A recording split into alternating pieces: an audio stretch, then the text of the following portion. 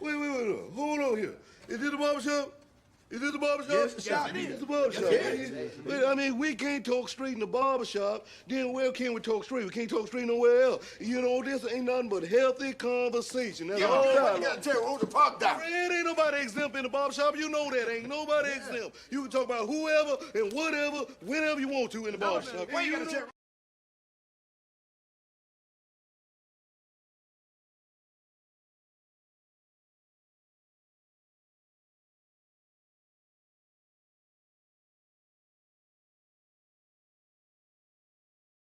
Wait. Hold on here. Is this the barbershop? Is this the barbershop? Yes, it is. It's the barbershop. Wait, I mean, we can't talk straight in the barbershop. Then where can we talk straight? We can't talk straight nowhere else. You know, this ain't nothing but healthy conversation. That's all. You gotta tell who's the park down. It ain't nobody exempt in the barbershop. You know that. Ain't nobody exempt. You can talk about whoever and whatever, whenever you want to in the barbershop. Why you gotta tell? I feel like I'm losing my mind. Is everybody in the world blind? Please, Lord, give me a sign, a sign. I feel like I'm losing my mind.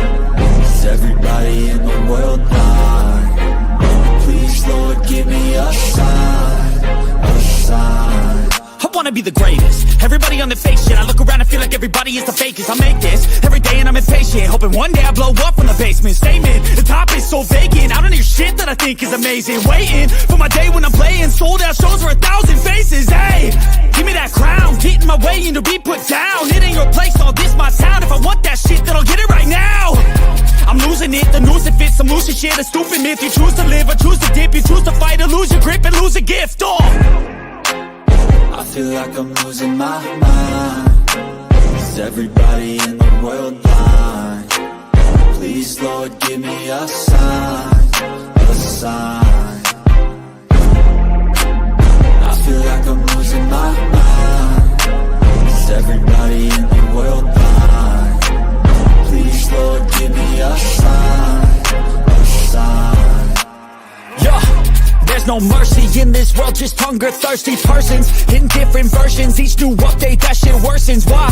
Pull back the curtain and you'll see the different vermin. We all have different burdens that all seem to cause disturbance. Yo, so do me a favor, don't treat me like a neighbor. Don't need the different flavors of your problems just to savor. I've got my own issues, I need a comb to get through. Don't need to groan with you, just go get your own tissue. I feel like I'm losing my mind. Is everybody in the world blind? Hey, what's going on, everyone? Hey, it's the barbershop, and of course, BMU is not here. And he asked me to come in and sit in, and I was going to duck his ass. But I said, well, you know what? It's Friday night. He's done me a solid and stuff by letting me be on his a network. And I said, I'll do the brother a solid. So I call him up and say, you know what? I'll fill in for the night. And all this shit that he talks about, being a man and all this, he's taking his lady out for a Friday, Valentine's a dinner or whatever it is, a play and all that kind of stuff. Good man. And that's what you do for a long relationship. You got to take care of the ladies in your life. And it's a lesson that I learned long time ago. So what's going on, everybody? See the title of the show? I'm in the prize, and we're going to have this discussion, and hopefully some of the fellas will come up and all that kind of good stuff. Of course, as a man, I'm biased. Of course, I think we're the prize. And I think most women, when they sit down and actually think about it logically, the men in their lives are the prize. But we could talk about it. You know what I'm saying? We could talk about it. If a man has to ask a woman to marry her, and we got to do all the asking, and if we don't do the asking, none of y'all get married, I think we're the prize. So it should be an honor to every woman out there when a man asks you to marry him. It should be an honor. And the fact is, there's some men let y'all gaslight them and act like you're doing them a favor, but it's not really true. A man says, hey, baby, out of all the sweet, delectable nectar that's out there. I want you to be my wife. Man, y'all should just thank God that somebody looked at you and said, you know what? You're the key. You're the one I want. So the man is the prize because we gotta take care of you for the rest of your life. Anyway, so the funny thing is this. So we're gonna talk about it. Maybe some of the fellows will come up. I got some icebreakers. I got a lot of stuff. So one of the reasons why I'm doing this is because I appreciate being on the Black Man Unfiltered Network. I really do. I have my own channel, and when you retire, you have to have something to do. And so I've had a YouTube channel for a long time, but everybody who signs up for YouTube, whether you're gonna try to make content or not, you get a channel. And I got a channel. I said, holy shit, I could do something with it. So there was a few things when I retired that I wanted to do. One, I built my family tree. I take care of several portfolios for some of the younger folks in the family, so when they retire, they could be free. And I said, well, let me go ahead and I like to talk shit, so let me see what I could do on YouTube. And on my Monday show on BMU Network, I was able to, at least do a few things to get familiar with YouTube. And on my own channel, just recently, I'm going to tell y'all what they did for me, right? So did this. YouTube was foolish enough to say, congratulations, we're going to monetize your channel. You know what I'm saying? So all of you people out there, you could say, congratulations. You're not as big of an asshole as we thought you were. You know what I'm saying? Anyway, so getting back to the topic, who do you think is, who do you guys think of the prize? Is it the man or is it the woman? Who's the prize? Thank you. I appreciate that. So let's answer the question. Put a one in the chat. Anybody who's here, and thanks for coming in. I didn't read all the names. I got these glasses on, so I got to read and do all this stuff. That's what I got to get better at, looking at the super chat. I mean, at the chat. Put a one in the chat if you think the man is a prize, and put two if you think the woman's a prize.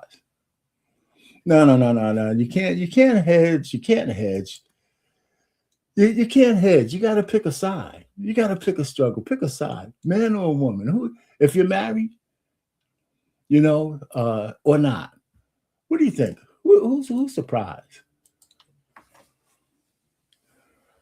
Yeah, one for the man and two for the lady. So who is the prize? So we're gonna use some. I got a few clips because this was the last minute. I didn't get a lot of clips, but I thought one was really funny. We have a recent breakup, okay, between Cardi B and Stephon Diggs. Between the two of them, who did you think was the prize? You know what I'm saying? So we're going to kind of have some fun with that a little bit, I think. And there's been some reaction to it. And then we could get serious and all that kind of stuff. So hopefully some folks will show up. If not, it's just me and the clips,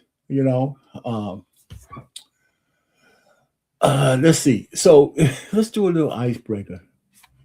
Let me see.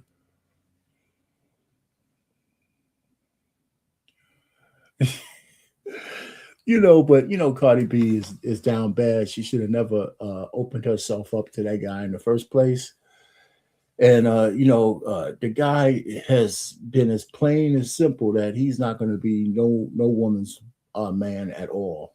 I think the same year she had his baby, he had 3 others in the same year. So I don't know what she was thinking, other than you can't take the ghetto out of the chick. It's as simple as that. Even with all her money, like a $1.2 million Super Bowl party for neither one of them showed up. So let's just think about this, try to make this fun. So now a lot of people and content creators are starting to talk about this breakup. And I think Cam Newton has one of the funniest opening lines on this breakup. And I thought, well, let's look at that for a second while some people come in, so I can stop talking and we can say, hey, what the hell's going on out here? Fart on it. Oh my God. All right, so let's see. Not that. Let me go ahead and see if I can find Cam. Oh man, this I think some of this is really funny, but yeah, just bear with me. All right, Cam is just a straight jerk. Okay, let's go. We kinda hot, I say we high right now. We kinda hot, I say we high right now. We kinda hot, I say we high right now. Yo, what's good with it? What's poppin' with it, man? Welcome back, welcome back, welcome back. Here live from our Atlanta home oasis. We've been gone for a while. Yeah. Did you miss us? Yeah. Back in our home bed, in our home territory, huh? I had to piss a little bit just to mark my territory. Mark it up. Welcome to another episode of this week's Hot Take. And I'm telling you, I've been networking. But I can't do it without my dog, Peggy! What's good, son? Yeah. He's such an ass. Come on now. Woo! With that, feel good. Yeah. Feels good. Yeah. Yeah, man. Welcome. Well, me, brother, let's get on into it. What we got? Man, you talking about what feels good. I'm telling you what don't. For this brother Stephon Diggs, brother, it doesn't feel good that he lost a big game, but it hurts even worse that he lost his lady. Let's go to the Super Bowl! Let's go! A few moments later. Inspiring message for Stephon before the game. One inspiring message. Good luck. A few inches later. 12 seconds later. Seattle reigns above them all in the NFL. The Seahawks, Super Bowl champions for the second time. Tomorrow.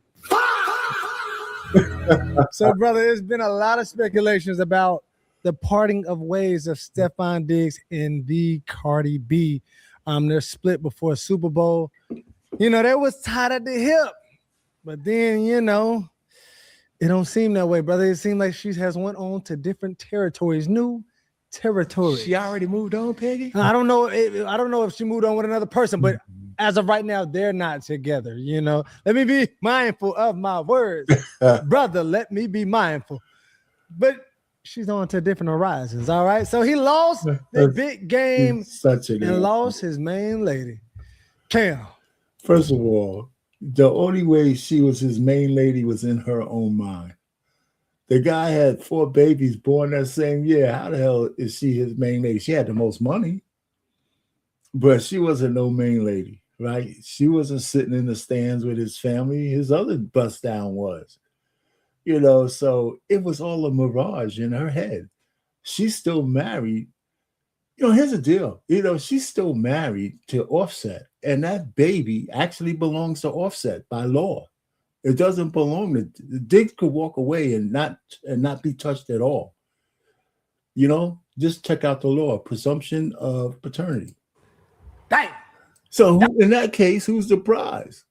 In that case, who's the prize? Is it Offset? You know, is it Stephon? Because certainly Cardi is down bad. She's out $1.2 million. She hitched a ride to a man that she could never make faithful because she doesn't deserve it, because there's nothing about her that says I should stop everything I'm doing for you. You had a baby by me and you're still married. How Are you somebody I'm supposed to lay down roots with? Damn.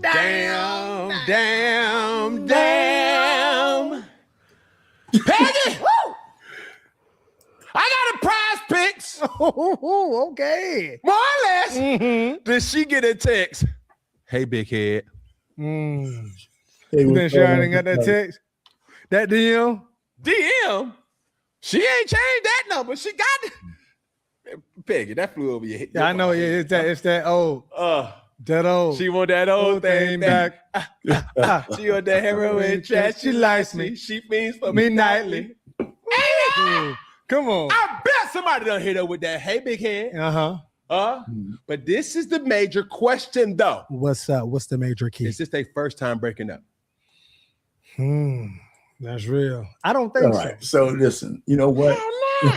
First time publicly. That's enough for them. Okay. The point really is that, you know, the sister has she has to learn how to be by herself. She really does. You know, for a woman of her age, I think she's 34 years old. For some reason, she has to constantly be attached to a man somewhere. And it hasn't really done her that well. I mean, she was, you know, she married Offset, who was, you know, they were married. She had all her kids under wedlock, but that's not what she says in her songs. But then she did the worst thing a woman who's married could do, is have a baby by a stray, like a feral animal in the woods, you know, and still be married. What kind of message is that to anybody out there? So she's down bad. She's down bad because Stephon Diggs is certainly not a man that you're supposed to take home to mama, you know, and everybody knows it. So anyway, so who was the prize?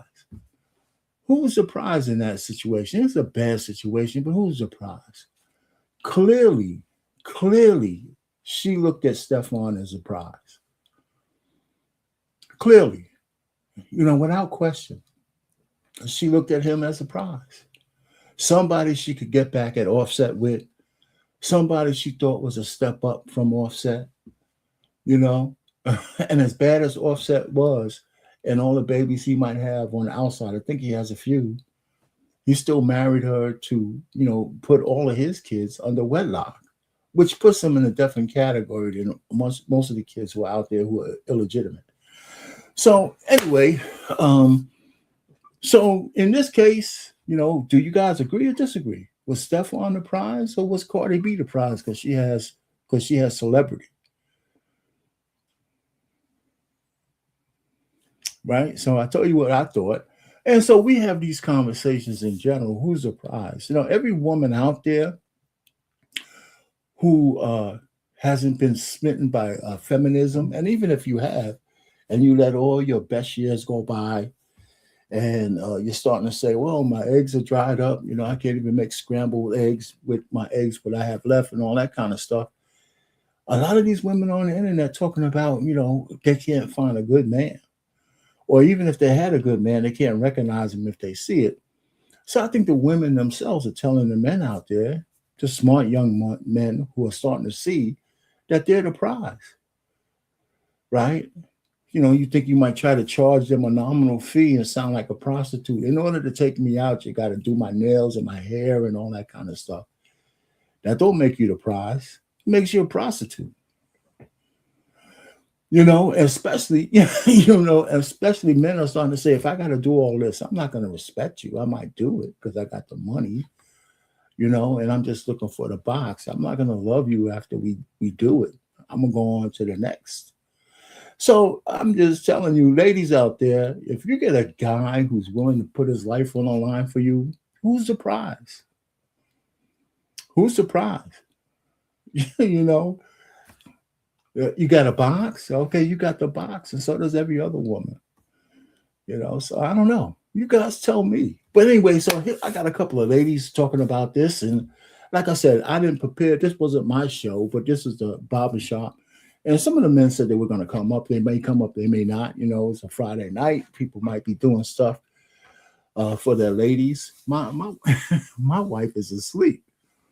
You know, so we're gonna take care of Valentine's Day on the weekend, but she's out cold. She wasn't feeling well, and so she had some hot tea and a little bit of cold medicine or whatever, and she's in the bedroom sleeping comfortably. So that's it. Well, she's my. I'm the prize, but she's my trophy. How's that? Okay, so. I got a lady, she's cute, and she's talking about who's the prize. And you guys may agree with her and you may not. So I'm gonna play another clip on a lady who thinks she knows who the prize is. So let's see if I can find it.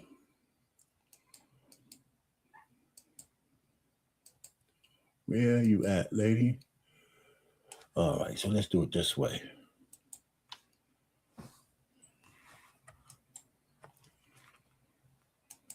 All right. I'm going to share this. Hold on for a second. Bear with me. Like I said, we're all impromptu tonight. All right. So this lady clearly thinks she knows who the prize is. So let's hear what she has to say. She's cute. So let's see if she knows what she's talking about. Hi, guys. 9 times out of 10, the things that are often overlooked are exactly where your attention should be. We're in a social media world, a world where everything is visual. But the funny thing is, a lot of women are still so blind. They see the dollar signs, the status, the lifestyle, all of which are attached to a man that's not worth her time. But that's exactly who gets all of it. See, what you don't understand is the same man that you look down on because he was working a 9-to-5, regular guy, out every day grinding to make it, is the same man who would have treated you right. But you overlook the person you should have seen. And that's the case with so many women.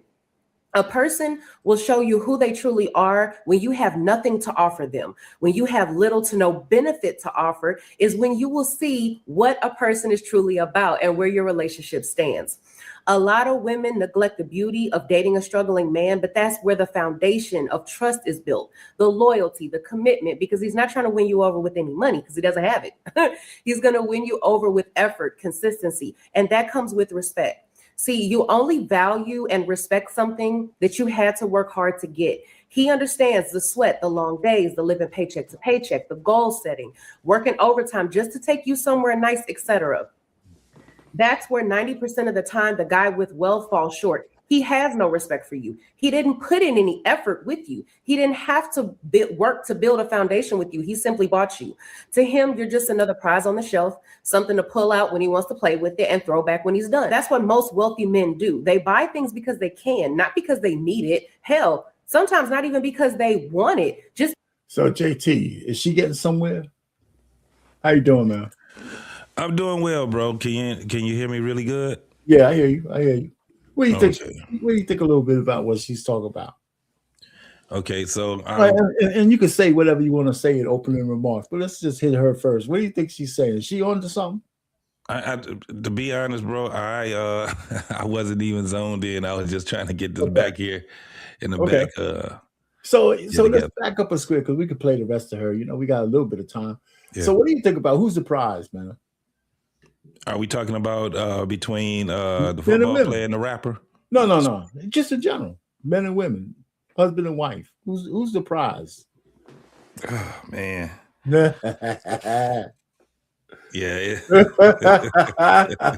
And somebody watching is your lady watching or something. You gotta be careful what you say. No. You know, I've always been uncandid, especially around, you know.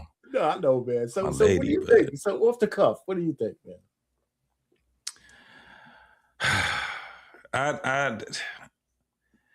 Let me be 100% honest, man. Ever since we've had these conversations, man, for a couple of years now, right? I've kind of changed my stance. I can say based off of, you know, history and how things used to be, it would definitely be the man as the prize when you're really looking at it. The way that the landscape of relationships are now, I don't think that there is a prize. Okay. I don't think that we have that anymore. It's sad to see, but one would think that a man that has utility as far as like provision and protection and a man that walks at least with a sense of balance, you would think that would be who would be the prize, right? Because he would be the actual person that would take the brunt of everything, right? Right. Protects his family, period. And I'm not seeing that anymore. In listening to these conversations and being in on a lot of these panels and listening to these panels, man, I don't see it. I don't see it anymore. I see a bunch of people doing things for bragging rights, women and men. And I don't see the prize anymore. I don't. You know, no, I hear that. So I mean, that's a fair enough answer. I mean, because this is wide open. You know, so hey, Coach, man, what's going on, man? All right, you saw you see the title. Now you up here. Oh, now he was here for a second. Now he's gone. What happened to you, Coach? Good night, Coach. Hello and goodbye. You know. Anyway, so you know, here's my thing, right? One of the things that I think we miss, and it's really subtle, and I think this transcends time. But if you look at the feminist movement, and you look at when women started to want to be equal or superior to men, everything they do is relative to the man's standard. Because they have an innate feeling that if it's masculine, if it's a man, that's what they want to be. Mm-hmm. Like, for example, when the women started first, remember we used to have best actress and best actor, and women would call actresses and men would call actors. Yeah. And then the women says, you know, we want to be actors. Mm-hmm. Right? They didn't want to call themselves actresses as if it was less than. They want to go back to the unisex. Well, so the point really is that that's a tacit admission that they thought that an actor was superior to an actress. Mm-hmm. Right? You know what I'm saying?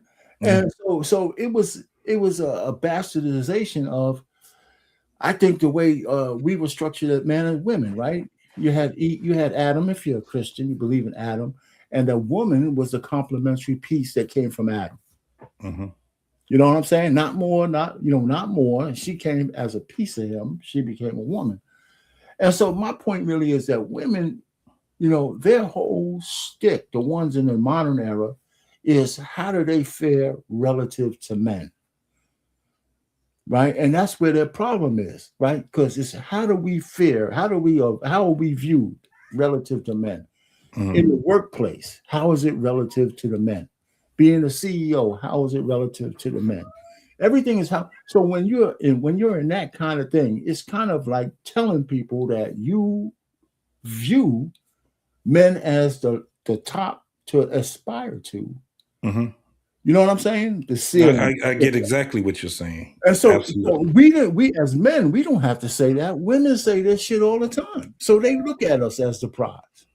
Yeah. Something to be conquered, something to be overcome, something to be, you know what I'm saying? And so we don't have to say we're the prize. Women themselves say that we're the prize. And one of the things that where you came from, what you just said, is men have lost track of where we are.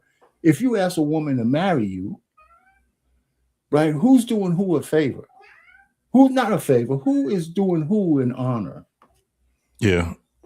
The man is... So it's kind of like on two when you say that, it can be the way I look at it is that there's duality to the honor part, right? Mm-hmm.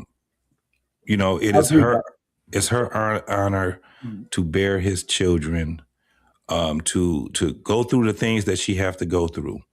It should be his honor to be able to edify, fortify, and raise the children that she bared for him. It should be a duality with that when it comes down to that type of a thing when we talk about building with each other.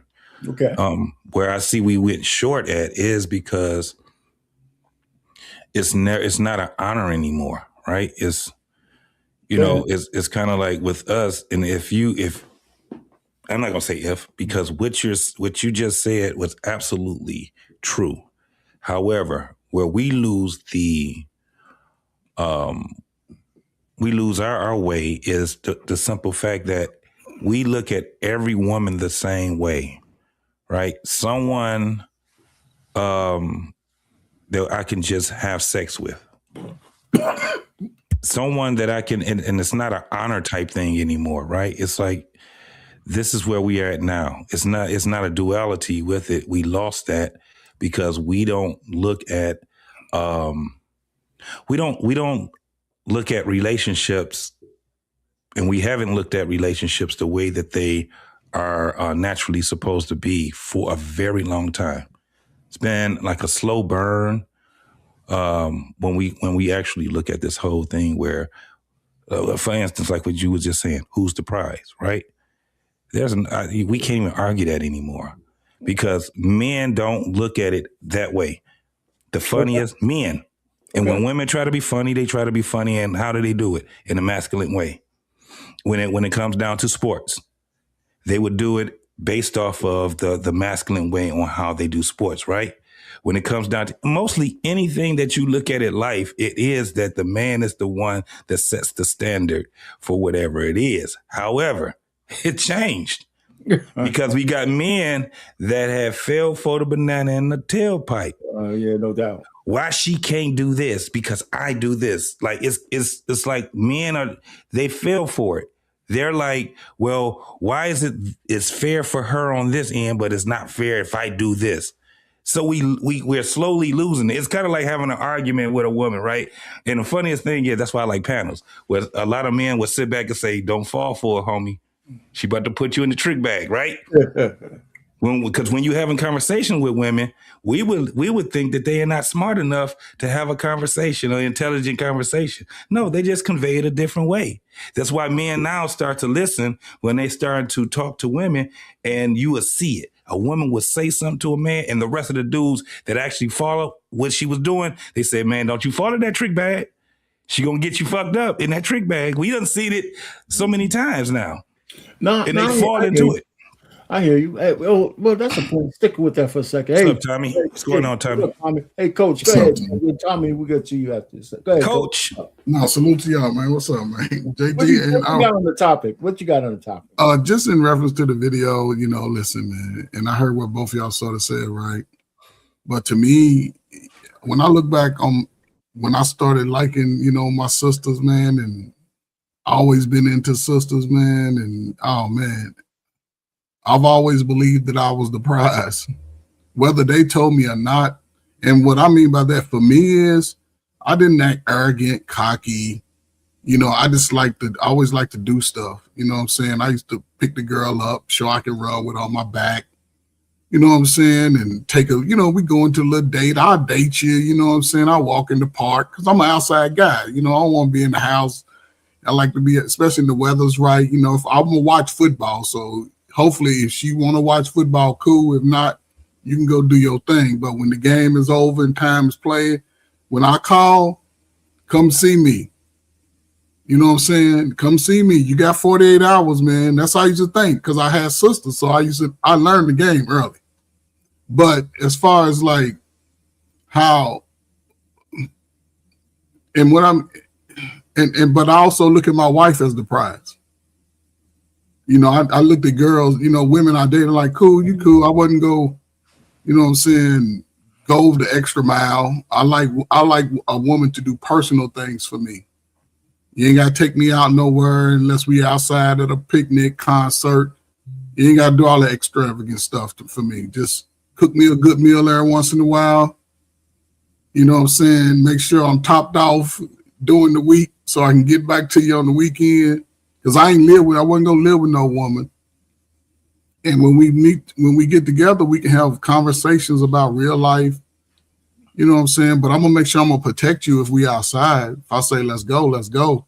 If I say step back, it's step back. So, and like even now, man, the fact that my wife, man, it was crazy because she sort of got online the other day in the background. You know what I'm saying? She was talking a little bit.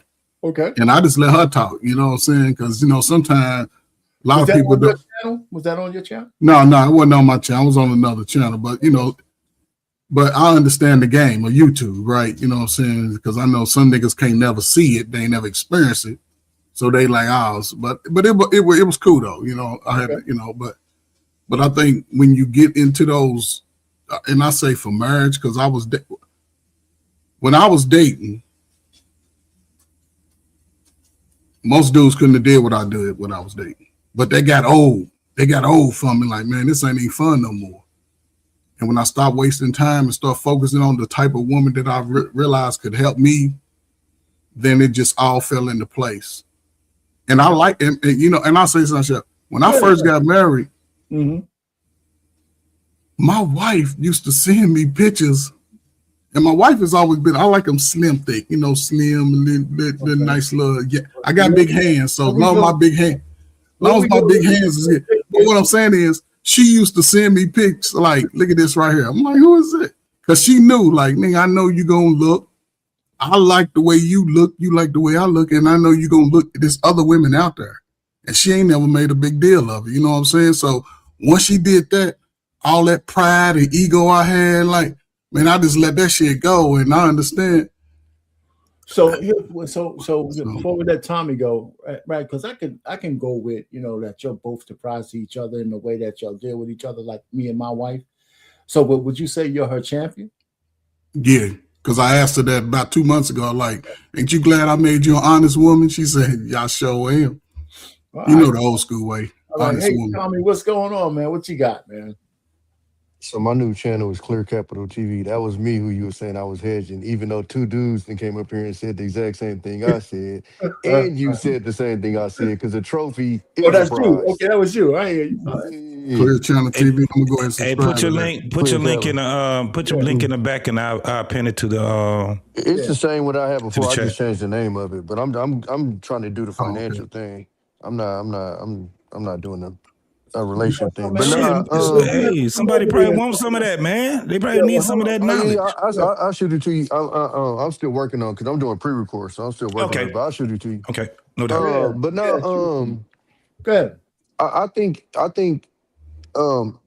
in both instances, if you find somebody that y'all can get along and y'all can support each other and y'all can hold each other down, you both are the prizes. I think conversations like this is what starts this divide. And I think, you know, with all due respect, I think it's like a goofy conversation because you both get something from each other. It's the duality of life. You get something from her and she gets something from you. And they're both valuable. You know what I'm saying? The same thing like I say with a kid. They need both parents because both parents are going to give them something different. You know what I'm saying? From two different sides of it. And this conversation comes up, and I don't know who started. I could care less. It's just the conversation creates a divide, and it's a divide where then you start hearing people say, "I don't need it." And I listen. You would never in your life hear me say, "I don't need." I need me a woman, like straight the fuck up, like period. So, but that's what it starts to create because it starts to create resentment between the two because no, I'm the prize. No, I'm the prize. And it's a weird conversation because men want women, women want men. So it really don't matter who's the prize. You by default, you're both the prize because you both want each other, especially if you guys are treating each other well and giving each other, you know, what you're seeking. So I have a question for you on your topic there, if you want to interject right on that point. Go ahead. Let's just say I didn't come up with the title myself, but I'm going to take credit for it, right? So just because it might be a goofy topic, does that mean we shouldn't talk about it? Because even if it's a goofy topic, but we have this panel discussion and we come out of this like it's really kind of dumb. We shouldn't. It doesn't matter, right? Isn't that somehow to take a goofy topic and put it to bed? It can, but I'm just saying this conversation might or might not do that. I hear what you're saying. We're not going to argue with you because I don't disagree with what you just said. Yeah, exactly. Yeah. Right. No, I'm just saying, and it's not even necessarily like this show. I'm just saying because this subject came up before this show. I'm just saying my only problem like with it is the spirit of this conversation. I think it's what creates a lot of this divide and what they call the gender war. I think it's the spirit of conversations like this. And then you start to get, like I said, because now people pick sides. And then when you pick sides, now you want to do, it's no different than like the politics thing, man. I can't say I like some of this and like some of that. I got to pick one side and stick to that side all the way, or pick this side and stick to this side all the way. And now you have division. Now it's harder to find any middle ground because people are trying to pick a side. You get what I'm saying? Well, but the point really is, you're right. But the issue is we can't run away from topics that are uncomfortable because of that. Like the politics aside, you're correct. It's no a la carte politics. You're picking one side or the other. You got to take the good and the bad on the side you vote for because we got a duality system. And that's the unfortunate thing about our Well, system. no, I don't think you have to. I think that's what they No, want you if you're to going to think. vote, you have to. If you're going to vote, if you vote, you are picking the good and the Yeah, you bad have on to. each side. No, because I don't vote down party lines. I voted for a Republican for the governor. But You know what I'm saying? I but might that's vote for just something different for but you're mayor. proving the point with that, Tommy. You choosing the side. No, but listen what I'm saying. I might vote for a Republican for governor. I might vote for a Democrat for mayor. I might vote for independent for president. But politics and relationships are different though. It's a total. It's Absolutely. like But what I'm saying is, you guys will be right, and I agree with you because most people do this. Is they vote straight down the party line. So now I'm taking the good and bad. It doesn't matter. But if I'm not voting straight down the party line, I'm taking individual. What are you offering? What are you not? Because they don't all, even within party, they don't all agree on everything. I You agree. know what I'm saying? I agree with what you said, but you know, at some point, and it's different levels to it. On a local level, on a local level, that means different than on the state level. 100%, yeah. On the president level, you pick you know it's not a la carte at the president level. But that's the same as even in relationships, right? Yeah. There's going to be different things that come up within the relationship, and you're going to choose a side. Sometimes you're going to agree, sometimes you're not going to agree. Absolutely. But the difference is, I don't think people really have the real conversations throughout the process. It's like we wait till something happen. Now we want to have a conversation instead of just because. Tell me what you're saying is. Also, a lot of people are already coming to a space of their unknown, already choosing a side instead of allowing that side to come to them naturally. They're choosing a side without experience. And I say this with the conversations, like we on the panel, right? We all trying to mine through it. Have the people that's in the position to want to date, to want to have a mate, Tommy. A lot of y'all can't even get those conversations popping. And so you would think, man, why are we having these damn conversations? We grown. But think about all the people who are total opposite of how you thinking about it. You said out your mouth, I want a woman. You know it, Tommy. Your peers are like the hell to the no. See what I'm saying? So all of that got to be mined through. So I totally agree. And people are already coming to it with their assumptions a lot of time. And when it comes to a woman, like I'll tell you, like I told my son, you can't let us determine what type of woman you want in your life. Yeah, absolutely. So what I'm saying, and a lot of people listen to other people and they miss out because they trying to placate to somebody else's vision of a woman and all that. You know what, Tommy, we know what right and wrong is. Absolutely. Yeah. You know what I'm saying? So make your decision based on what you see, not what they tell you. And you'll be all right. So, I agree with you. What up, boy? What's going on with you, Tom? Hey, man. Trying to get everything together, man. Yes, sir. Yes, sir. But I definitely understand exactly what you're saying. It's the redundancy, like especially if you've been on the YouTube space for a little while and you hear these conversations come up. But the thing is this, they're going to be redundant. And so let me just put this disclaimer out there. The way that BMU put the titles is so we can have a different type of angle on how we come at things. So say if BMU, because BMU actually was the one that put the title there, right? So he would have had some type of doctrine or video or something that he would have been pushing, and they'd been like, okay, I see why, he did that.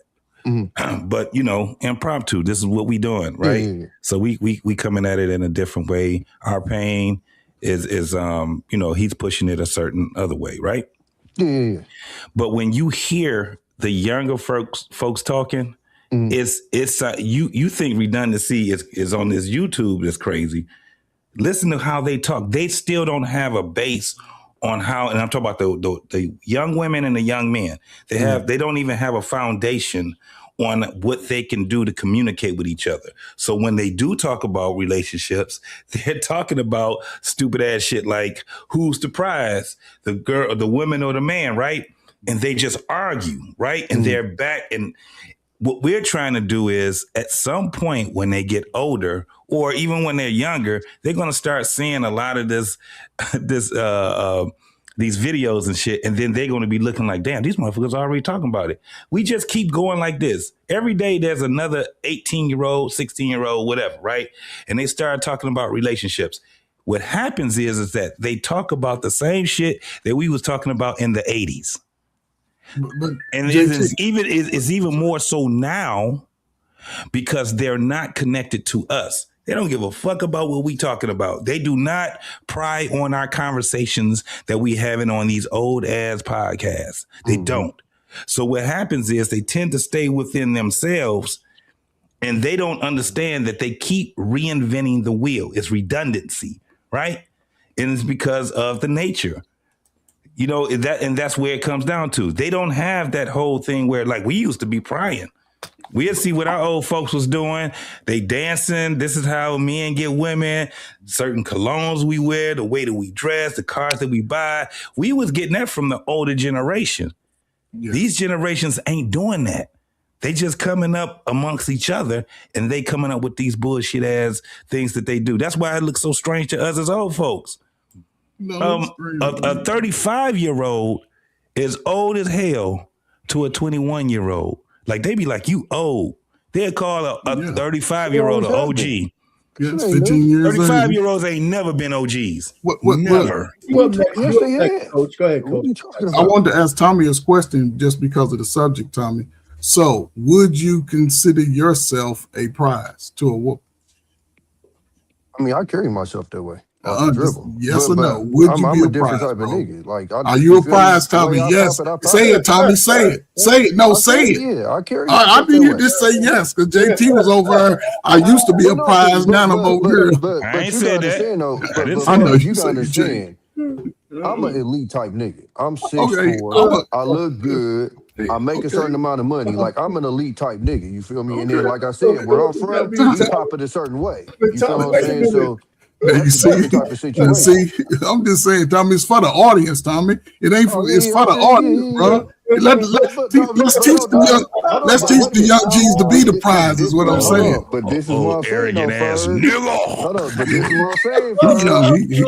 Some of these niggas out here having this conversation, this 5'5", 250, talking about I'm a prize, and nigga, you a hamburger away from a heart attack, nigga. You need to relax. Well, let's talk to them. So let's give them the game on how to become the prize. See what I'm saying? Because they don't know. Listen, sorry, I was literally chopping up with I think turn your mic up. You low. Am I low? Yeah, you low. Oh, okay, yeah. Can you hear me better? Yeah, when you get closer, but you was low. No, I was just striding them from a hemp thing. I was just we was just talking about that yesterday on his thing. And I was telling a lot of these cats that I came across in this space, a big issue with a lot of them I see is, number one, they need to get their shit together. Number two, you need to carry yourself like that. And a lot of them think that that like a woman's just supposed to see you. Like, no, nigga, they gonna treat you the way you treat yourself. And a lot of you niggas don't treat yourself the way that your mouth say you is. Yes, you get what I'm saying? So let's put it in perspective, Tommy. So you do believe you're the prize. It's not just because you have whatever. No, I do, R-Pain, but what I'm saying is whoever I choose to be my wife, that's gonna be my what I gotta say. You know, listen, as old as I am and all the shit I've been through, I still consider myself a prize. I'm 7 years old and I'm like, I'm not in the best shape but I don't give a shit. Because I know what I do for it. I know what I do for my wife. Yes, sir. You know what I'm saying? And here's my point. And I at one point I used to look kind of dapper back in the day. You know what I'm saying? Yes, sir. But the bottom line is, my pride for her is that when she goes to sleep at night, when she puts her head on the pillow, she's out cold. No in the fucking world. And you know why? Because of me. Out cold, I think. She's out cold, brother. Yeah. Out cold. Because no worries, man. I gotta sit her down every quarter, or maybe every quarter, and say, here's where everything's at. Because other than that, she wouldn't even give a fuck. You got it.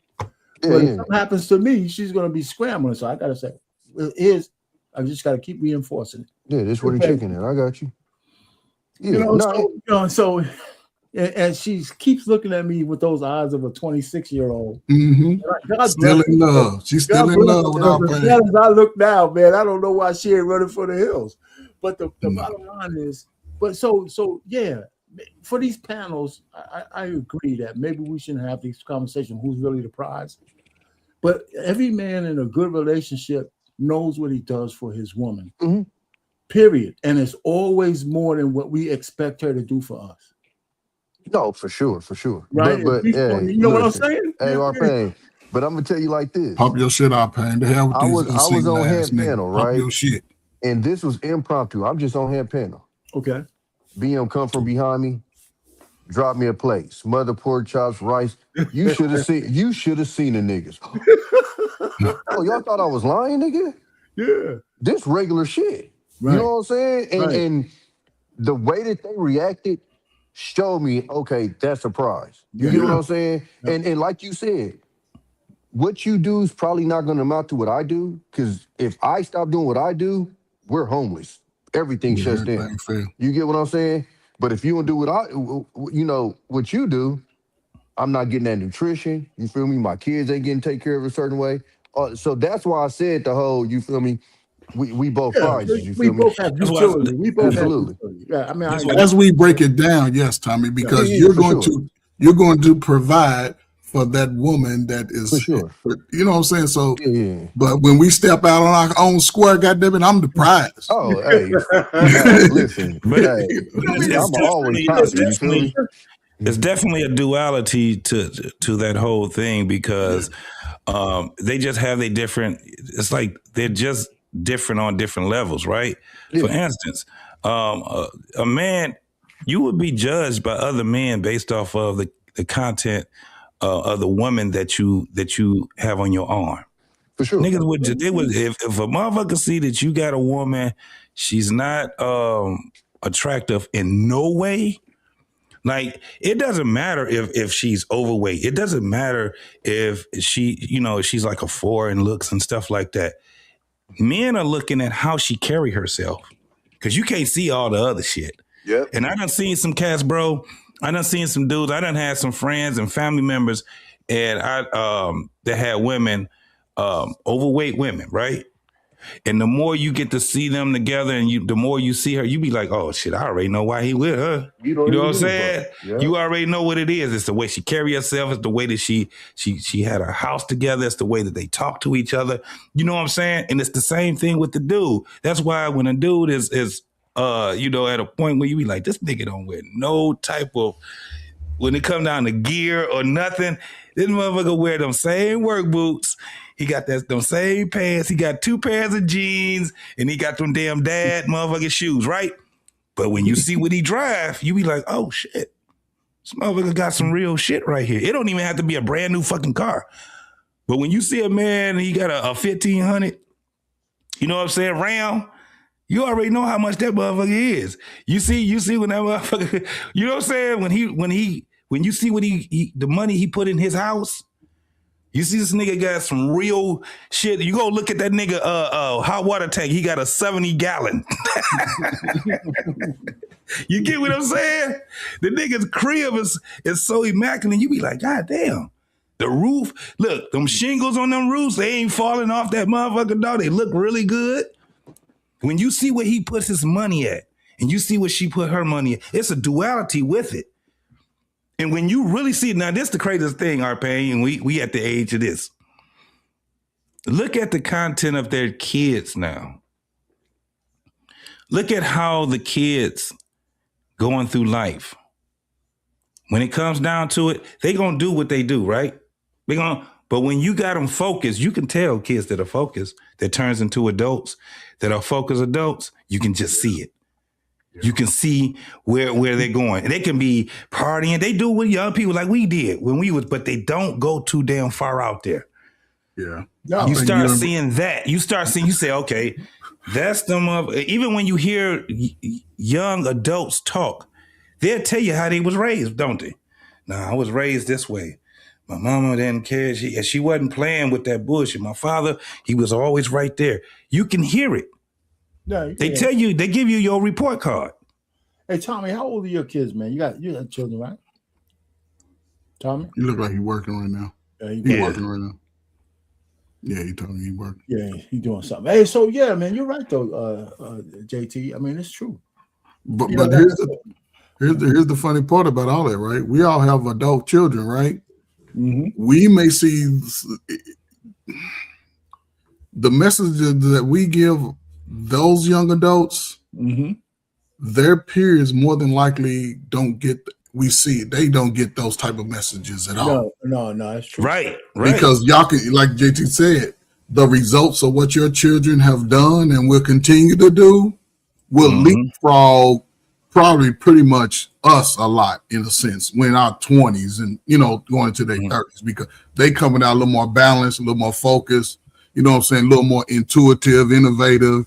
They ain't being stuck around people who's, oh, the world is bad, the white people is coming to get me, the man's is coming to get me, the women's is coming to get me, nobody taught me. You can't live in adulthood in that defeaters mindset at all. Too many of us do, by the way. Too many of us do. And it's funny though that you mentioned that, because one of the things we got to guard against, since we send our kids to all of these liberal-based schools, one of the things I had to talk to my daughters of, I said, listen, man, everything that y'all have, you guys achieved. A lot of times we as Black people develop what we call survivor's remorse. Right? Some of us who are doing better, we can't let go because we think everybody deserves what we have, and we forget that most of you, the shit that you had, you earned. You earned that shit. And somebody else bullshitting, they don't deserve what you have. You might feel sorry for them, and it's misplaced sorrow. Because if they over there bullshitting, they don't deserve what you got. You know? And so I have to sometimes, when I talk to my girls, I say, listen, man, all the shit that we have here, because I said this before, and just a little segue. They didn't like the fact that Trump has spent a lot of money on the Army parade, right? She's saying all that money and shit. And so both of my daughters were telling me some shit. I said, listen, I told them, I said, look around this house. Look at your education. Look at all the shit that I gave you.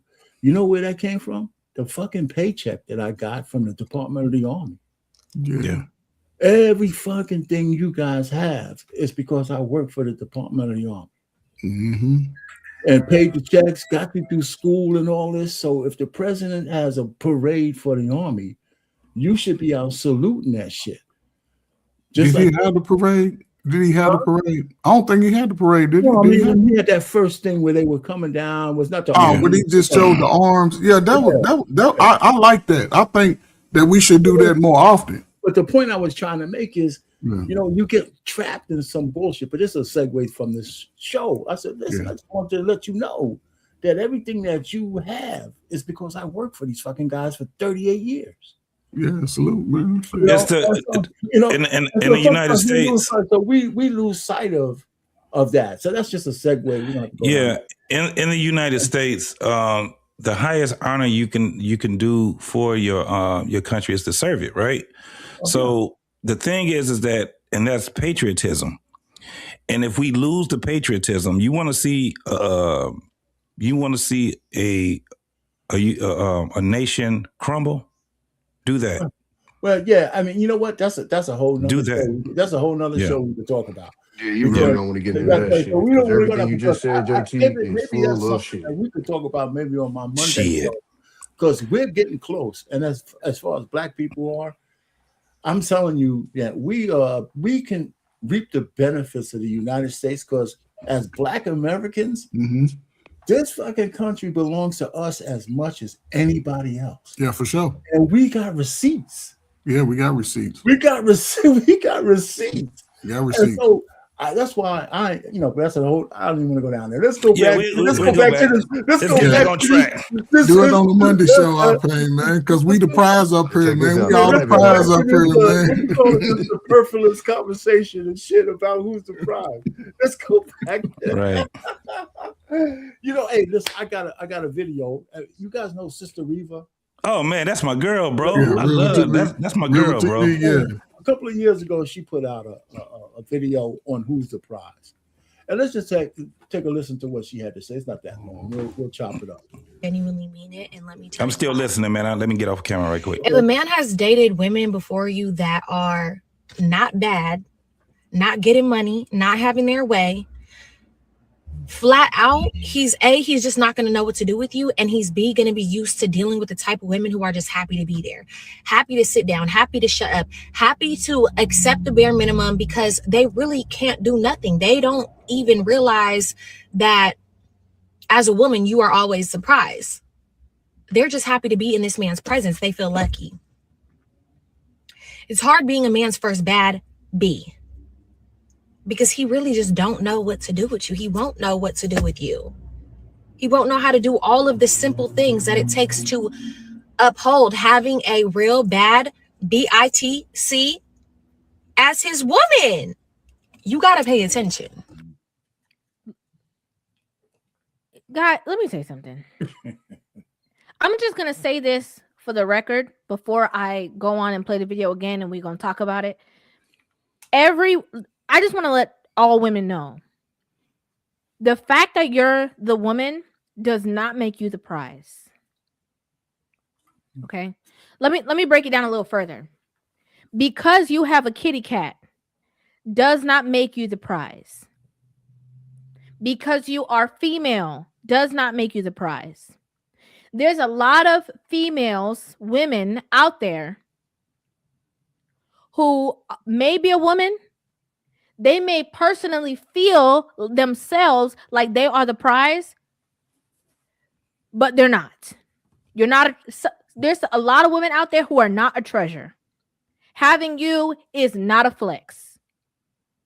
You don't offer nothing. You don't do nothing. You don't cook. You don't clean. You think just because you have a box, because you have an access space, that makes you special, different, perfect, without wrinkle.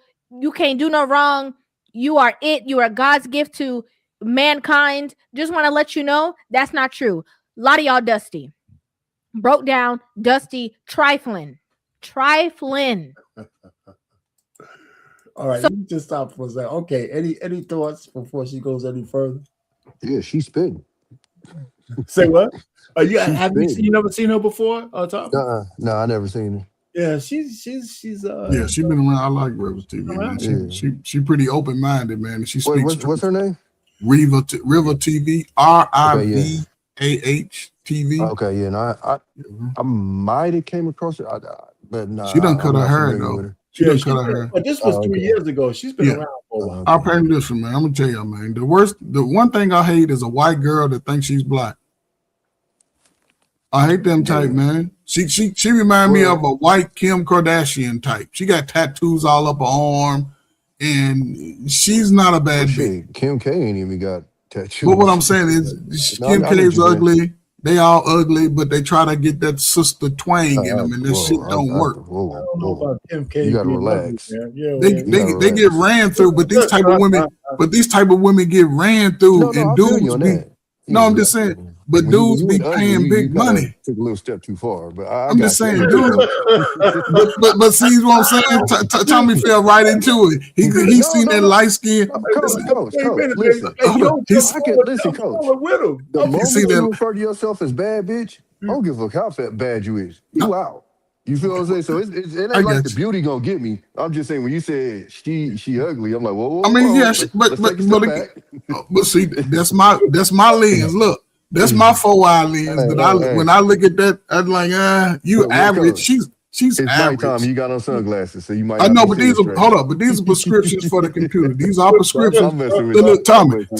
Thanks to the VA, I always get prescriptions. Straight up, shout out. But real quick though, this is what I'm saying though.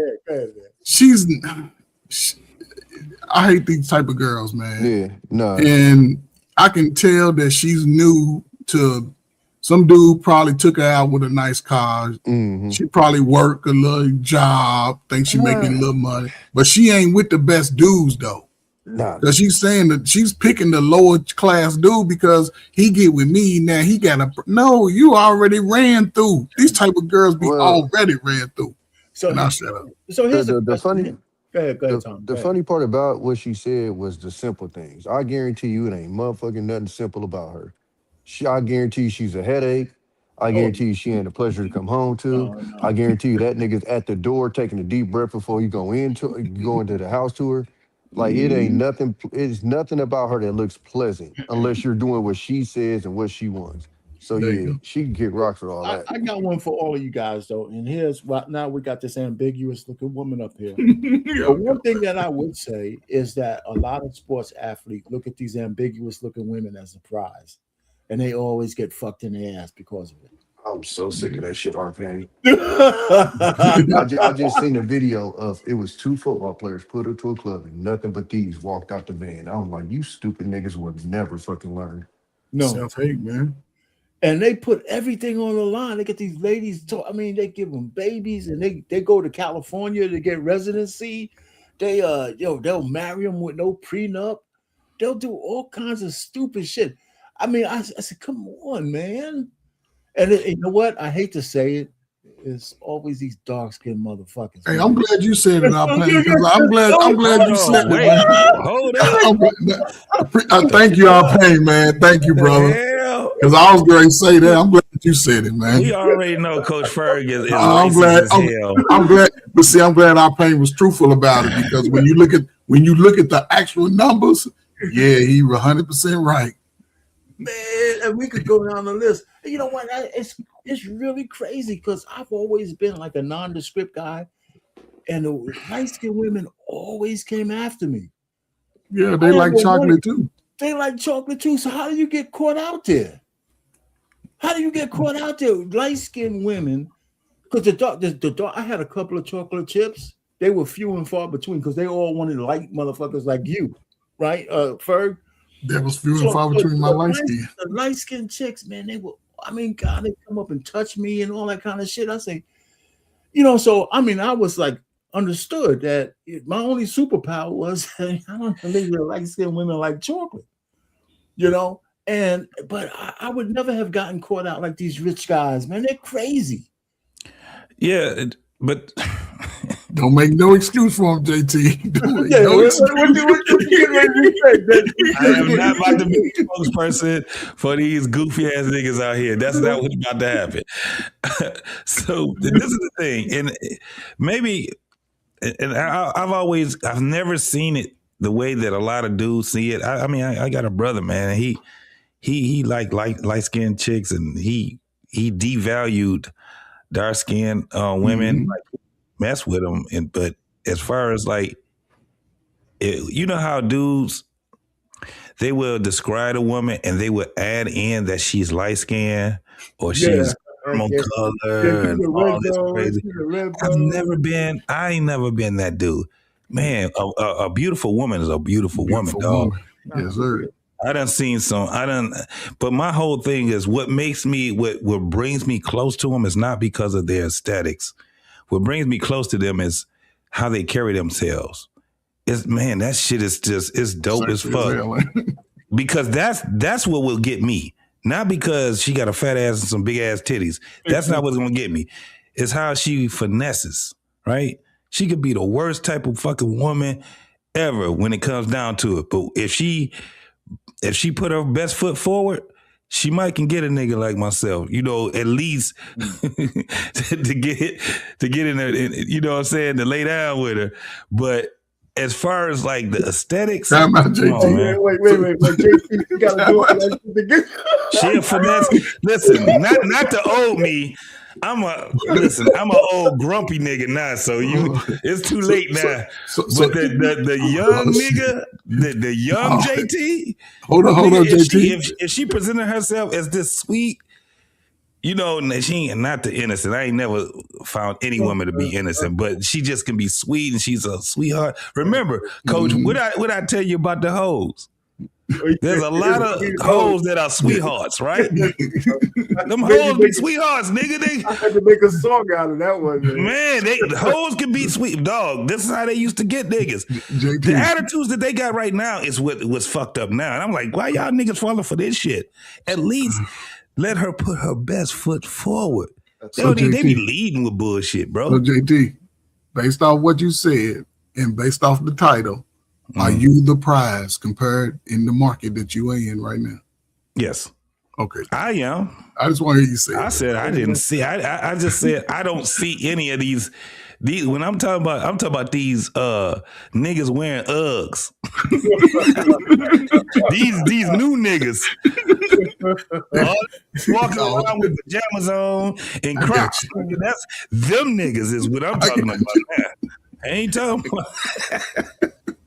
I get you, man. Right. Now I understand. They shape just like the women that they try to talk to. You look like two goddamn lesbians. His feet are slow footed, knees are knocked and right, shit. He got cheerleader feet just like she do. You know, it's. I get you. Yo, man, there's no hope, man. Is there any hope out there, Tommy? And is there any hope out there, man? You saying yeah? So this is what y'all gotta understand. I've been saying this for years. It seems like it's bad because those are the ones that are online. The ones that are normal aren't online because they're not gonna get the views. Nope. So I say it like this, right? Everybody acts like when you go to Walmart, everybody's naked. But if that was the case, then you wouldn't be taking a video of the chick that was naked. Right. The fact of the matter is most of the women are normal and you just walk straight by them. You get what I'm saying? So I use the hood too. Like most of the people in the hood are just going to work. The ones that stick out are the ones that's doing the crazy shit. So it's the same thing with this, is because the only content we get is the sensationalism, it seems like that's what everything is. But when you get off the line, most women ain't that. And that's the reality of it. No, that's true. I agree with that. I agree with that. I don't agree with that bullshit. No, I agree. But the only comeback I would say is when you see people with millions of views and all that kind of stuff, there is some shit permeates out in real life. But if you ever get caught saying one of these stupid ass euphemisms like, unalive and shit in a regular conversation as opposed to saying kill. Yeah. If you get caught out there saying you motherfucker. Hey, man, what the fuck are you talking about? That's when y'all find out how small YouTube really is because we that's do right. so much. It becomes part of our lives, and we think everybody's doing it. And then, like you said, you're going to the real world and say and they be looking at you like, "What the fuck are you talking about? What are you talking about? Hold on, you ain't one of us." You listen. I can agree with you. This is the thing, Casanat. I thought that all the young people knew who Casanat was, right? I thought all of them did. No, it's only people that deals with streaming that actually watch the content on TikTok. And this is the craziest part. TikTok, or if they're gaming on Twitch, right? YouTube is so small, dog. YouTube is smaller than both of them motherfuckers put together. YouTube is very small. So what Tommy is saying is absolutely at a point where motherfuckers, like most people that watch YouTube, they still watch it the same way, the old fashioned way, to watch just what they can see on TikTok, right? So now you got TikTok, you can do it. YouTube used to be no more than 15 minutes, right? Everybody used to do, that's why we got these little shorts and shit now, because TikTok figured out, YouTube did it this way at first. Let's do it another way. And they end up making these little videos and these shorts, right? YouTube looked and said, damn, let's go back to the way that we used to do it because TikTok doing their thing. Guess what we ended up doing? Shorts, right? So it's that way. But TikTok got them. The young folks, TikTok, IG, and they got their own, they got some other shit, man. It's like 4 or 5 other different, motherfuckers is still using, what's that one that they still using, dog, where the shit dissolves like an ice cube? Oh, Snapchat. They still use Snapchat, bro. Yeah, man. Shit, man. I don't think I've ever been on Snapchat. Clubhouse. They still using Clubhouse. And things like that. It's kind of like, so this is what I was saying earlier, though, Tom. When you talking about the divide, it's a huge divide in generations now. We ain't never had this type of divide as far as what I know. This divide that we have right now, they don't care nothing about if you 35 and up. Them goddamn teenagers and them young 21, 22-year-olds, they ain't really fucking with you like that unless you are a celebrity. You in the rap and or what's the new? Because rap is is dissolving. Now, thank God. streaming is starting to be the new rap. Everybody wants to be a streamer now. Everybody wants to be all this crazy ass shit without making the money that they can make. And then they figure out, I can't make no money doing this shit. There's too many people doing this shit. The competition is too stiff. Oh yeah, you gotta find a niche, that's for sure. Hey, listen, okay, so we are talking, but I gotta show this shit to you guys. You know what I'm saying? Wait a minute, hold on. Tell me what you doing, homework? I'm taking the test. Yeah, okay. Get off mine. Yeah, look at that. That's all good. YouTube was crazy enough to monetize my channel. Salute our pain, man. Oh yeah, congratulations. Oh man, Salute, they got man. you, boy. Yeah. Salute to our pain. Salute, bro. You know, it's funny. This real quick, a little second. I do political reactions on my channel, especially with Caroline Levis up there. One of these videos, I don't know what I said, and nobody's come knocking on my door yet. I got 384,000 views. You know, and so all of a sudden I started getting stuff from YouTube, and I routinely get a lot of views doing that political shit, man. You know, absolutely, man. So there you go. Go live. Go political. I told you your voice is needed, bro. Yeah, well, you know what? When you retire, you got to find shit to do. There you go. You gotta find stuff to do. Anyway, I just thought that. Well, I'm glad that you're doing, because I'm getting ready to do it. Already, Coach Ferg already retired. Give me a couple more years, and I'm out. And I'll probably be doing the same thing you do at RPA. That's when you know I'm retired. When you see me sitting there drinking coffee, talking shit in the morning time. Hey, listen, man, shit. Being retired from the Department of the Army, man, I'm patriotic like a motherfucker. My check comes from the government. Yeah. You know, as far as I'm concerned, we got to keep this shit afloat, man. We can't, you know. You got mailbox money, baby. You know, so, hey, but listen, Tommy, I don't know. You said your channel is going to be more of a financial channel. Yeah, I'm teaching investing and stuff because I kind of went down the road of learning investing because you know I'm 43, so I'm like, I gotta get my shit together. Okay. So what I'm about to do is so I should be hitting 100% probably by next month or so. Okay. And I'm gonna just take my whole disability check and I'm putting it in the market. All right. And well, hold on before you say anything to him. Go ahead and finish because you know Trey invests a lot. And I think he teaches like a class. I'm not saying you should like bring him on. He's another guy who invests a lot. Me and my family, man, I have probably around 6 or 7 family members, around 7 family members that I help them with their portfolios. Mm-hmm. You know, they're younger, and I told them, hey, these are some of the things you need to do. So when you get my age, you have more choices than I have. Right? A lot of them have a lot of years to go. And of course, time is one of your best friends.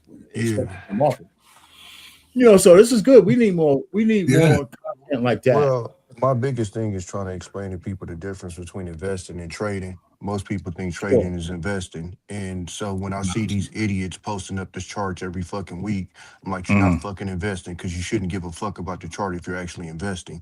Right. So for me, I learned it and I'm like, I'm going to just kind of, because for me, that's why I'm doing pre-records. It's just kind of just investing one-on-one type stuff. You know what I'm saying? It's not, I'm not telling you what to invest in or nothing like that. I might get to that, but I'm more just kind of trying to teach the bare basics because I know there's too many people, especially in our generation, that look like us, that seen Wall Street and think that's investing. It's like, no, that's trading. It's not investing. It's 2 totally different things. Most people that trade go broke. And that's why, especially people that look like us, think that if you invest, you're going to lose all your money. Yeah. And so for me, I mean, I've had these conversations with my pops and everything. I'm reading books with Charlie Munger, Peter Lynch. Yeah, do your homework, brother. You know, all this stuff. So I'm really learning this stuff. So it's all good. You pay off. Decided, So I just decided, I'm like, well, I might as well just put that in the channel. And I know that's where a lot of the chicken is too, is in that. So you get monetized in doing that, you really gonna get to a nice bag on this YouTube stuff. So I'm putting together some pre-records. It's not my face ain't gonna be in there. It's just gonna be pre-records, talking, No, that's pictures good. showing and stuff like that. So Yeah. I salute to you, man. First show, man. I'll be looking at that because it's really, really needed, man. I'll tell you what, it's just not about it, man. I learned. I'm big into the dividend stocks. Okay. Yeah, Can I give y'all a quick hit story? Y'all know Vanguard, right? Y'all heard of the company Vanguard years ago? I'm invested in it right now. Oh well, when I first got married, we took like $4 for one Vanguard and $4 for I forget the name of the other. They hit that $4 turned into 200. Yeah, and the other one hit, and we got a letter the other day, and this done doubled Vanguard. So, Tommy, salute to you getting that 200,000. I mean that 100%, man. I got mine as of October 24. Yeah, and you really only need one. I got an investment, Tommy. It's up 35,000%. Oh, okay, yeah. 35,000%. I'm kicking myself because if I'd have just held on to all those shares, man, y'all probably wouldn't even I wouldn't be on YouTube. I'm looking at making shorts. You wouldn't be making shorts. But anyhow, ETFs and stuff right now. But even like what you said with the dividends, they got one SCHD. It's Charles Schwab. It's a dividend ETF. Yep. So that's probably what I'm gonna do for the dividends, and then I got a QQQ VOO. It's a couple of them that I got. It's it's gonna be like my base. QQQI, just a lot of QQs and stuff like that. So I got a QQQI and a few others. Okay, yeah. Right. So I mean, man, we can go on. I got oil ETF, silver ETF, all that stuff, man. Even the AI ones. I'm getting into the AI ones. That's gonna be big in 2028, bro. Man. And right now, you don't have to put thousands of dollars in there. Let me tell you, I worked with the Department of Defense, right? We had a chip 8086. 8086. If I would have just put instead of chasing the honeys and shit, if I would have just put $1,000 in Intel, Amazon, all of these, I mean, especially Amazon. Oh my God! All these companies, man. I remember when it first came out too. I was eating chicken wings for my staple, Buffalo Wild Wings. Any of that shit. Netflix. I had Netflix at $17 back in the day. Damn. I'm gonna tell y'all something crazy. Damn. I found out about Bitcoin. Oh, so my boy used to scam, right? Yeah. So what the scammers used to do is they used to get like their numbers and stuff from overseas. Yeah. And they would pay him in Bitcoin because you couldn't trace it back then. Right. I didn't know what a Bitcoin was. Me so he was either. just buying them and he would just pay them in a Bitcoin, right? So then years later, I started hearing Bitcoin. I'm like, where did I heard this from before? And I'm like tripping. And then one day I said, that's what the fuck he was using. That's right. And this is 2009. Yeah, you'd be good by now. My boy tried to hook me up on Bitcoin. I couldn't understand what he was talking about. And I could have just bought at that point, you could have bought 1,000 Bitcoins for like 35 cents. It was when it first came out. You wouldn't be taking that test over right now, Tommy. That's for sure. Man, you know what? But see, here's the thing. If you have a mind, if your mind is that the world is not shrinking, right? It's always expanding. There's other shit out there, and you should learn the lesson that some things are meant to hang on to. That's where, so it goes back because we gonna ease our ass back over this other way with the topic. But this is where it goes down. For the final thoughts, man. We finished with the topic. Let's go ahead and round off after that. This is where it goes down to when you have people that think that like this is the end of days type of thing. I don't believe that. I believe it's just the end of the mindset of a lot of shit, man. Because so much shit is coming where it's just going to implode and it's going to be a reset because this is the thing that I do know. It has done it many a times. The reset has happened many of times. Now, when we're talking about this whole thing, our pain, when it comes down to investing, when it comes down to, that's the whole thing on having a productive family. We can't do what they did in the 60s, 50s, and we got to do what we doing right now. Crazy, right? So when you have a Tommy that's saying, "Oh no, I see what it is right now," and look at like at the age you at right now, Tommy. When I was at your age, that's when I was like, "Yeah, man, I'm bullshitting." I mean, I wasn't fucking up in life, but I'm like, I could do way better, right? That's where we get to that point, man, where we like, okay, we got to start passing some shit on because you got kids. Mm-hmm. And at the end of the day, you get to a point, and I don't know how you guys feel, but this is my thing. I'm not afraid of dying. I used to be. I used to be scared of that. I'm like, I got shit to do. I want to be on this earth and see what's going on. But I see old people, and they be like, man, I'm telling you, today has been a bad day because I woke up.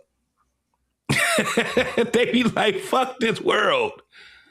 Some 102-year-old people, they be like, fuck this world. And it's not because they in bad shape and shit. No, actually, they probably in good shape, in great shape. They made it 101, 102. And they still out here on this earth, and they looking like, I don't want to talk to none of these folks.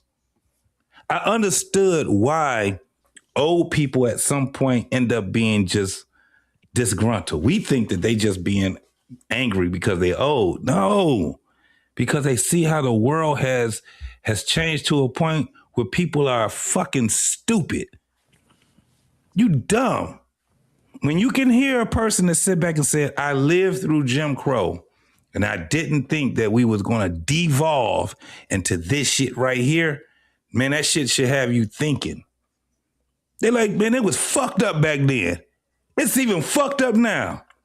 And they're not saying it's fucked up because what they're experiencing is what they're observing. They like, y'all got everything now. And you motherfuckers act like you can't do nothing. You're drowning in 2 feet of fucking water. That's why when you hear, I love Southern people. Old Southern people talk, and they talk with wisdom. Now, the shit that they say, if you don't know anything about the dialect of Southern people, you're gonna be fucked up. But when they start talking, they talk in simplicity.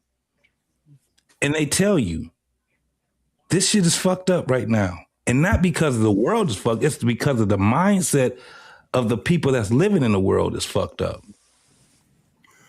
Well, JT, man, before we go to final thoughts on this, we'll let you cook. One of the problems we have is we have gatekeepers who are our worst enemies, right? They don't let, they seem like they want to make sure that we carry the albatross of slavery mindset around our necks forever. And I think it's a major issue in the Black community, a major issue. And so, I mean, I don't know how to shake it. I'm tired of fighting the fight. I remember when I first came up here and I was telling people we need to divest from just being a one-party race. I used to get all kinds of flack. It turns out I was right. Not to saying, we should all be independents.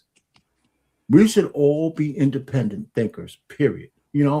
But, so I'm just saying, here's my thing. I'm 67, right? So of course I'm on the other end of the life cycle, right? Got maybe hopefully a little while ago. 13 Christmases. Hold on. Here's what I'm saying. I'm not gonna go out bitter with the world, man. Every goddamn day I wake up with no white chalk around my body. That's a great day. Yeah. And I'm just saying, if I reach to 80 or 90 years old, I hope I'm not bitter at all. I want people to say that fucking asshole had a great run. And that's it, So anyway, but that's it. So what's your final thoughts on the topic, JT? We'll go around the horn, man. All right. Yeah. This is what it is, man. I'm going to still stand on what I stand on, Tommy. Ain't no fucking prizes right now. These motherfuckers is goofy as hell. They walking around here, man. I'm hearing these fucking panels. That's why you don't see me on a whole bunch of fucking panels no more. These motherfuckers is on some goofy ass shit, women and men. I'm like, God damn. It's like they get on here, they get a microphone, they get a camera, and then they start reinventing the wheel all over again. We talked about that already. We already set back. Now, if you gonna bring it up, like I said, my brother BMU, he brought it up for a reason. Let me explain why I say this. Okay. If you guys have seen for the past 3 weeks, BMU has been putting out on Thursday all the old content. Yeah, right. Motherfuckers is looking like, and motherfuckers is engaged, and they think that the shit is live. Right? We don't really say too much until it's probably at the end of it. And all of us have been, it was so funny yesterday, RP. Yeah. And I was cooking. I was like, who that nigga is right there? Who that nigga on that nag right there cooking like he cooking? That was me. But you was on there, right? So we have even and shout out to my man, Angry Man. Angry Man was like, hey man, drop the link. I want to come up, right? I'm laughing because I said, damn, it still got fired. That was a 3-year, that one he showed was 3 years ago. Right. And it was funny because I said, hey, y'all don't even notice our pain don't even have facial hair. And motherfuckers started laughing right there. And I said, damn, you can see my microphone was like super loud. My voice was super, it was like, God damn, we was on some other shit. It was 3 years ago. But the conversation was the conversation. And that motherfucking shit was fire. It was fire. The one before that, we had, and I hate, that's the one that got me fired up. We had the sissies on there. But bro, we had more people live looking at that one because they thought it was live. Right. And that was 5 years ago. And they thought that they was cussing me out. They was cussing. We had my man, and shout out to my dude, oh boy, my man, Hink. Oh yeah, Hink on there. We had some people. We had and rest in peace to my man, brother Clarence. He was on there, and we had them sisters on there, man. That shit lasted for a whole week, and we did not get the people on that live. For the whole week, we got so many. It was 7 on the short. It was 7,000. Over 7,000 people that seen that shit, and they was cussing every one of us that was on that show out. It was cussing our ass the fuck out. They were definitely cussing me out. So what I'm saying is that going back to what you were saying, Tommy, we do have to have these goofy ass topics that we have to speak on, but we just have to be able to talk to them on a different level. On a different angle. You know what I'm saying? It is. These are goofy ass, who's the prize, women or men, right? It seems goofy than a motherfucker. But if you have people that actually breaks that shit down and with hopes of having the next generation to be able at some point say, hey man, let me start using these videos that they have as shorts and we can speak on what they were saying about it, right? And it probably eventually, hopefully with the hopes, they probably would do it. But all I'm saying is that no matter how goofy it seems, we still got to have these conversations. But we need to start having it with younger generations too, man. Because we'll put someone on the bed, yeah. If we can get there. Go ahead, Coach, man. What you got? Can you hear me? Yeah, go ahead. Hello? Oh, yeah. I mean, listen, man. I agree with Tommy in reference to the fact that, it's like when you think about it in theory, okay, man, these are dumb conversations while we having them. But the fact that we are in this modern time when we've gotten the most information, we realize both sides we sort of understood that we might have been getting played, but now you got younger and older and everybody in between realizing that we've been getting played, and everybody, in one hand say we got to have a better way, but then you got spaces that saying, don't do anything to work together. And that seems to always be in the middle, you know what I'm saying, how it just debunks everything we talk about. But I do appreciate, like, in the fact that I think when I come to YouTube, I think outside of where I'm at, what I feel, because there's people that ain't been shitted on in life. They still trying to figure it out, and they looking for answers. And if I can provide anything, or if I can take anything from you all, you know what I'm saying, I'm going to add it to my tool belt. And I just want to be a part of it because I'm a life guy. I don't believe in quitting. I don't believe in giving up, losing, but I want to compete. And when it comes to that, I don't care what race you are. I don't care how tall, short. I'm going to always be in win. I'm going to try to be in win, place, or show. And that's when it comes to learning to do stuff for myself. Salute to Tommy, man. Get back in, you know what I'm saying, into the mix to school, getting that education, man, bringing a whole nother dynamic. I'm for stuff like that. You know, I'm always going to support that. I'm always support the young people.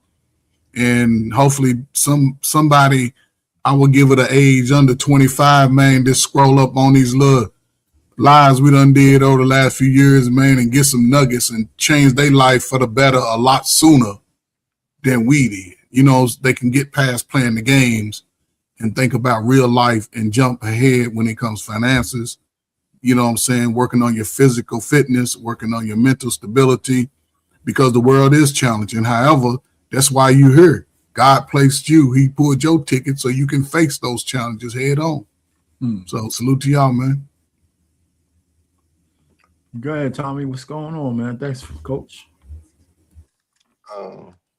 It's funny y'all said that, because it's one of the main reasons why I started getting into the investor thing is more for my kids than me. So, you know, when they at 18, they learning this instead of being at 43 like me and learning it. You feel me? So if you look at it from that point of view, I guess I kind of get the conversation. If you're looking at it for the future, you know, and people looking back, it kind of makes sense. But no, it was a good conversation. It's always good hanging with the fellas. All right. Hey, you know, you done? Listen, my thing is with my kids, when they came out of college, they came back home. My deal with them was, listen, you come back home, you got your room still here. You don't have to pay rent. You don't have to pay food, all that. You know, your footprint is your footprint, but you gotta invest your money. You know, I said, you got to invest your money. So that's what I put them in. You know, we had quarterly meetings and stuff. My youngest daughter's getting ready to move out, which I'm pretty sad. I should be 26, but I'm kind of sad about that. But I can't hang on to them.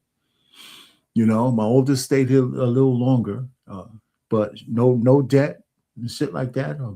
Loans paid. And so I tell people, you know, no longer can we really kick our kids out at 18.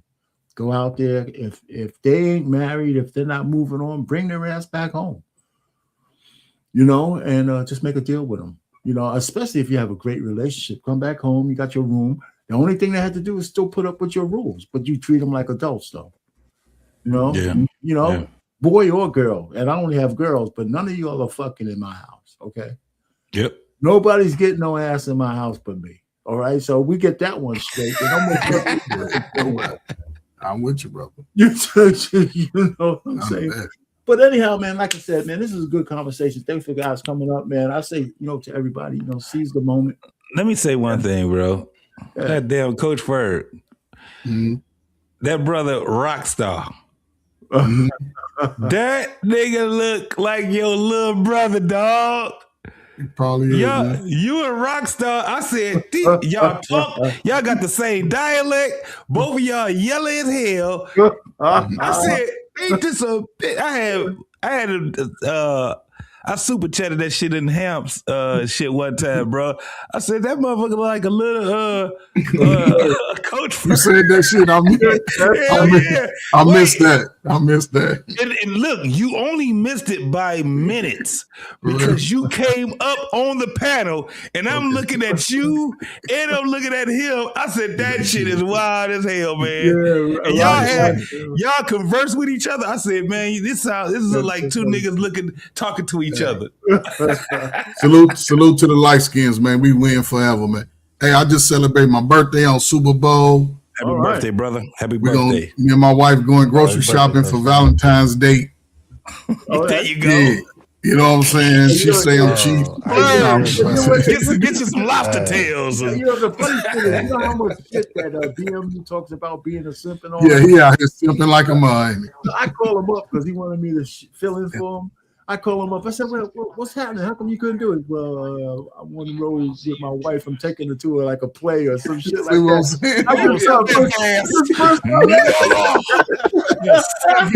Hold up. I think he doing a play. He doing a play. All the bullshit you talking, man. You sit down here. I was okay. I get it now. It all came He together. had to be able to hear me. I said, tell him this is I said happy Valentine's. Hey, I'm gonna do a goddamn live on his ass tomorrow. It's going down. It's going fucking down. So you can't fool your own channel. I get it now. It's all come together now. And I get it. He's so brother BMU, blink if you need help, man. Blink 2 times, brother. Come on. Hey, clap. Do something. We'll come get you. Hey, you know what? That's the way. To me, that's the way you're supposed to be, man. You want marriage, you got to do shit like that. Yeah, man. Sir. Most definitely, man. That's so funny shit, so, I forgot to even put y'all on, boy. Your boy's 50-yard line right behind the Patriots bench at the Super Bowl. You feel me? Oh, what? Yeah, walk Bad Bunny dancers out to the field. Hey, listen, I'm in the tunnel. I turn to the right. Roger Goodell is right here. I could touch him. Oh, standing man. right next to him. You was right there. Right there. Hey, Tommy, if you work the Olympics, man, I'm already looking for, I'm looking to get secure my tickets when they open it up for the first draw, but I'll be out there at least. FIFA, they doing FIFA a little bit later this year, and then they gonna bring the World Cup out here. I'm doing that too. But there you go, man. I'll be out there at least 10 days. What's up, man? Damn. After that Super Bowl, I said I'm trying to be in everything, dog. That shit was crazy. When I say crazy, bro, like I'm sitting there, like I'm in there, like, bro, is this a dream? I am on the 50-yard line, first row, next to family and friends of the players, watching the game, bro. I'm talking confetti falling all on my head after the game, bro. Were you supposed to be watching the game? Hey, listen, coach, that's why his ass in there doing it. That nigga like, I'm about to get this meal. Fuck y'all. I want to know if you're supposed to be watching the game or watching the stadium. No. So we're standing like this, and we're blocking people from coming to the other side to get to the family and friends. So I got to stand sideways, so I was able to look at the game. Okay, I got you. Like, hold on, where you going? Yeah, where you going? Stare at the crowd like this one. I stared at them sideways, so I was able to bang. Okay, I got you. Off the hook, dog. That's what's up. Lifetime experience. That shit was insane. You only go around once, man. There you go. Yes, sir. Salute to you, man. Salute to you, man. It was great. Absolutely. Absolutely, man. Man. And all I can say, everybody, you know what? Seize the moment, man. Just seize it. Seize the moment. Yes, sir. Yes, sir. Go ahead and play your song. Salute to BMU, man, the Sim God of 2026. Yes, sir.